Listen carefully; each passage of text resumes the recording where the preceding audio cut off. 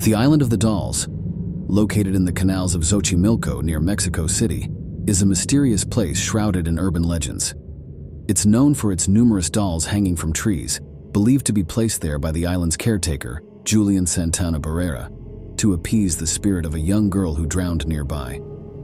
Over time, the dolls have become weathered and disfigured, adding to the island's eerie atmosphere. This is my story. The Island of the Dolls was never a place I intended to visit.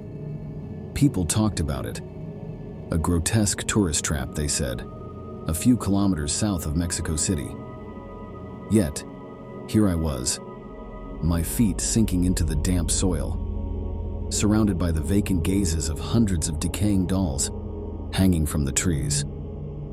I remember the moment I decided to come here, a frantic escape from my own crumbling reality. My life was a mess, my job a mere memory, my wife a photograph on the mantelpiece, my mind a labyrinth of guilt and shadows. I was running from it all, seeking refuge in oblivion. The dolls watched me with plastic eyes as I stumbled further into the heart of the island. The locals had spun tales of a drowned girl whose spirit inhabited these macabre figures. Cursed objects, they whispered. Yet the real curse was the one I carried within me. I walked, letting the soft whispers of the wind through the trees drown out the noise in my head. It was said that the island's caretaker, Don Julian, had collected these dolls to appease the restless spirit of the girl. I couldn't help but feel a kinship with him. I, too, was trying to appease the restless spirits of my past, to silence them. As the sun dipped below the horizon, a chill crept into the air. Shadows stretched and contorted, giving the dolls a semblance of twisted life. I should have set up camp, should have prepared for the night. Instead, I walked on, drawn deeper into the island's embrace. The darkness fed my fears. Shapes moved just beyond the corners of my vision. I heard soft splashes in the canals, like something waiting after me. I told myself it was just fish, or the tug of the current against overhanging limbs. But the fear clawed at the edges of my mind, a constant reminder that I was not alone. The island narrowed, the path ahead choked by overgrowth and the omnipresent dolls. Their numbers seemed to have multiplied, each one more disfigured than the last. An orchestra of silent screams seemed to rise from their cracked lips. I stumbled upon a clearing where the moonlight fell on an old cabin. It must have been Don Julian's. The door hung ajar, a silent invitation. Inside, the remnants of a life long abandoned waited, frozen in time. Doll parts littered the floor, old tools lay on a workbench, and photographs yellowed with age watched me from the walls. In that cabin, I felt the weight of Don Julian's obsession. It was suffocating. And amidst it all, a doll sat on the windowsill, untouched by the decay that claimed the others. It was pristine, its eyes a clear blue that seemed to hold the sky within them. As the wind whispered through the gaps in the walls, the doll's head turned, ever so slightly, to face me.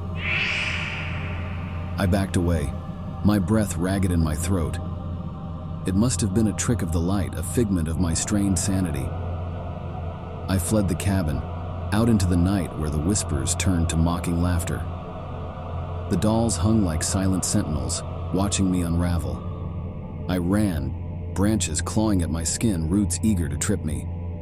The island was alive, and it didn't want me to leave. My foot caught, and I tumbled to the ground. Pain flared in my ankle, and I knew, with chilling certainty, that I couldn't run anymore.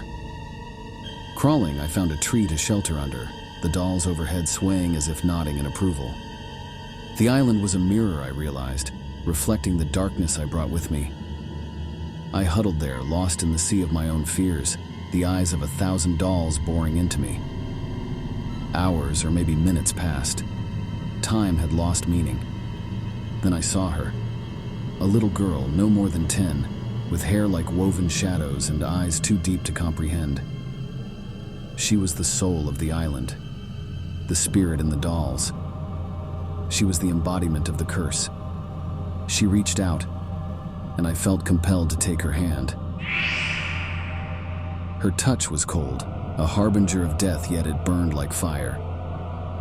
She led me to the edge of the water, where the dolls were thickest, their bodies bobbing in the gentle waves like a grotesque flotilla. The girl pointed to the water, and I understood. I was to join them, become part of the island's legacy. Panic surged within me, a desperate, primal need to survive. I tore away from her, limping, dragging myself forward. The dolls seemed to reach for me, their fingers grazing my skin. I fought through the pain, the fear, every fiber of my being focused on escape. The night waned, the first hints of dawn painting the sky with strokes of timid light. I could see the edge of the island, the path that led back to the mainland, to reality. But as I neared the tree line, I heard a splash behind me. Turning, I saw her again. The girl. Only now she wasn't alone. A figure emerged from the water, dripping, bedraggled, a twisted reflection of myself. He looked at me with my own eyes, and in them I saw the truth. I had never left the mainland. My body lay there, at the edge of the canal, where grief and despair had driven me to seek the solace of oblivion. I was the latest doll, the newest guardian of the island.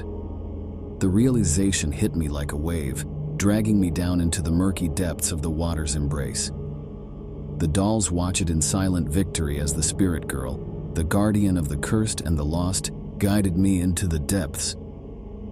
And as my last breath bubbled to the surface, the island grew quiet, waiting for its next weary soul to wander into its twisted embrace.